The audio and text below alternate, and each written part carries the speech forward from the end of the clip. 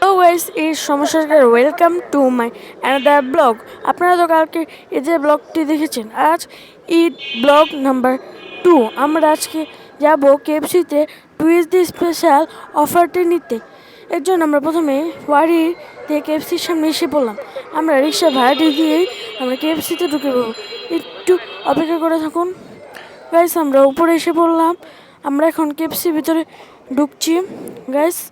ভিতরে এত ভিড় কি বলবো আর, আমার দেখে অবস্থা খারাপ হয়ে গেল।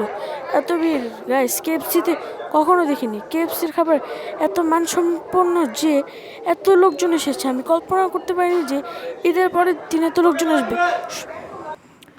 গাইস। আমার বাবা অফারটির জন্য লাইনে দাঁড়িয়ে আছে আর আমি ভিডিও করছি আপনাদের জন্য গাইস। আপনারা যদি পাশে না থাকেন আমি আর ভিডিও করবো না গাইস। আর কিছু লাইন গাইস, অবশেষে টিকিট পেয়ে গেলাম। আরও 45 মিনিট অপেক্ষার পরে আমরা খাবারটি পাবো গাইস। আমরা খাবারটি পেয়ে গেছি। আমরা এখন কেএফসি থেকে বেরিয়ে রিক্সার জন্য বেরিয়ে গেলাম। আমরা রিক্সায় উঠে কথা বলবো গাইস।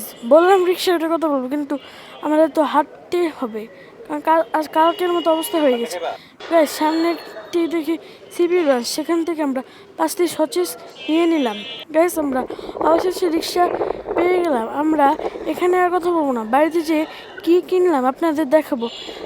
এখন আমরা এই পর্যন্তই গাইস। আমরা বাড়িতে এসে পড়েছি। দেখুন, আমি টুইসডে স্পেশাল 999 টাকার অফারটি নিয়েছি।